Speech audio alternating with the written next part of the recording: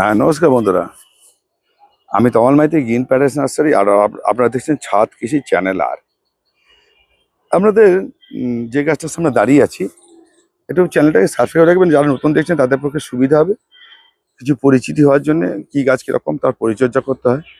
যারা পুরনো দেখছেন তারা তো জানেনই আমাকে। আজকে যে গাছটার সামনে দাঁড়িয়ে আছি এটা হচ্ছে লংবেরি। এই লংবেরি তখন ধরে গেছে। এই লংবেরিটা ঠিক এই সময়টাই, মানে ম্যাক্সিমাম গাছে এই সময় ফুল আর ফল আসে। এর আমি ফুল দেখতে পাই না, ফল দেখতে পাই আমি কেন জানি না। মানে প্রথম থেকে এই ফুল হয় না ফল হয়, প্রথম থেকে জন্ম থেকে, এটা আমি এখনো মানে করতে পারিনি, ধরতে পারিনি। এই দেখুন, একটা থোলায় কটা ফল দেখুন, একটা দুটো তিনটে চারটে পাঁচটা। এটা খেতে খুব সুস্বাদু।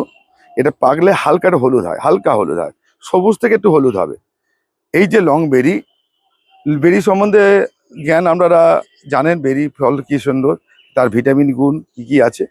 এই লং বেরি, এটা এই গাছটা কিন্তু একটা ব্যাপার, এটা কিন্তু সবই চোখ কলম বা গ্রাফটিং কলমে করতে হয়, নাহলে হয় না। এর ফল দেখুন গাছে, একটা গাছ যদি করে রাখতে পারেন ছাদে, প্রচুর ফল হয়। এটা দুবার ফল দেয় এই গাছটা, আমার কাছে দুবার ফল দেয়। আমি জানি না আর কিছু আছে কিনা। ঠিক এই সময়টা, এই যে ফাল্গুন মাস, মানে এই জানুয়ারি ফেব্রুয়ারি মাসের এই পাতা পড়ে যায়, যেই নতুন পাতা বেরোতে শুরু করবে, এই দেখুন ফল দেখুন। আমি বলছি এই নতুন পাতাটা বেরিয়েছে দেখুন, এখান থেকে এইটুখানি মাত্র এখান থেকে বেরিয়েছে ফল দেখুন। এই যে নতুন পাতা বেরিয়েছে, ফল নিয়ে বেরিয়েছে। এ দেখুন নতুন পাতা বেরিয়েছে, ফল নিয়ে বেরিয়েছে। এ দেখুন এর ডগাই বেরোনি, ফল বেরিয়ে গেছে।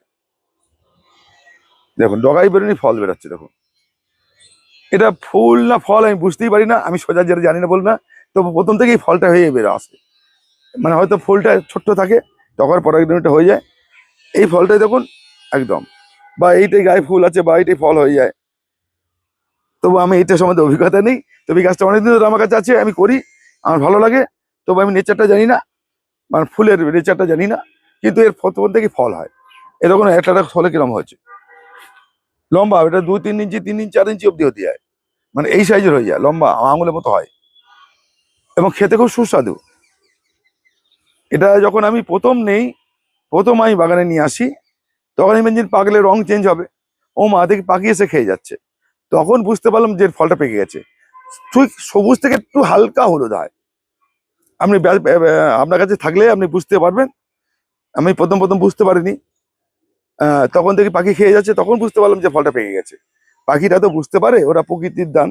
ওরা যে কোনো ফল পাকলে, কাঁচা থাকলে ওরা নিজেরাই বুঝতে পারে। আপনি যারা, আমার চোখে ধরা পড়বে না, পাখিদের চোখে ধরা পড়বে যে ফলটা কতটা পূর্ণতা পেয়েছে। তা এই যে এটা, এর পরিচর্যা দেখুন, আমি কিছু বেশি করি না। আমি দেখুন ঘাস হয়ে আছে, আমি দেখাচ্ছি আপনাদের যে আমি খুব যে পরিচর্যা করি তা না। আমি যেটা করি, আমি লিকুইড কিছু খাবার দিয়ে তৈরি করি, সেই ভিডিও আমি রিসেন্টলি দেবো, সেই ভিডিও আমি দেবো। আর যেটি দেই, মাসে একবার করে হিউমিক অ্যাসিড অতি অবশ্যই দিই। একবার করে হিউমিক অ্যাসিড, আর একবার করে ম্যাগনেসিয়াম সালফেট 1 গ্রাম 1 লিটার জলে, হিউমিক অ্যাসিড 1 গ্রাম 1 লিটার জলে, এটা দেই এই গাছগুলোকে, প্রত্যেক গাছকে দিই। আজকে যা গাছ দেখছেন। আর হচ্ছে এখানে আমি 2 থেকে 3 রকম লিকুইড তৈরি করি, সেই লিকুইডগুলো আমি আবার বলে দেবো। সেই লিকুইডগুলো আমি এখানে ব্যবহার করি। এই ব্যবহারটা করার পর আমার গাছে দেখলাম ভালো থাকে, সতেজ থাকে, বছর বেঁচে থাকে, এবং কোন রোগ ব্যাধি আসে না। তো এইগুলোকে দিয়ে আমি এই গাছগুলো করি। এতে আমি রাসায়নিক সার ব্যবহার করি না বললেই চলে। ব্যবহার করি নাই আমি, মোটামুটি আমার যে স্থায়ী গাছ আছে তাতে আমি রাসায়নিক সার ব্যবহার করি না। সব মাটির মধ্যে খাবার তৈরি করে দিই। আর হচ্ছে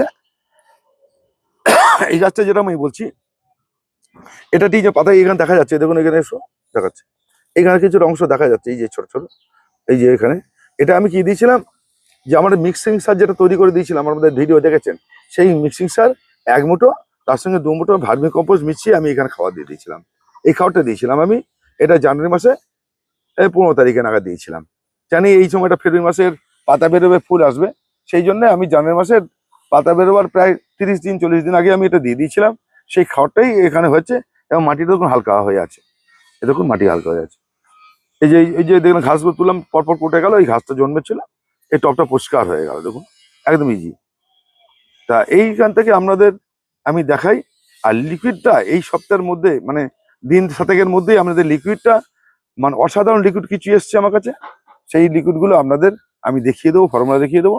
আমরা করে নিতে পারলে আপনার ছাদ গাছ কোনো রোগের আর প্রাদুর্ভাব হবে না, গাছ মরবে না, পাতা পচবে না, পাতা পুড়বে না, পাতা হলুদ হবে না। লক্ষ্য রাখুন, ভিডিওর দিকে নজর রাখবেন। আমরা কি ধরনের আমি দেখবেন এবং সেটা বলে দেবো যে কীতে কি হয়, এবং সেটা দেখলেই বুঝতে পারে কার্যকারিতা কেমন হতে পারে। নমস্কার বন্ধুরা, আজকে ভালো থাকবেন, সুস্থ থাকবেন, আজকে এই পর্যন্তই।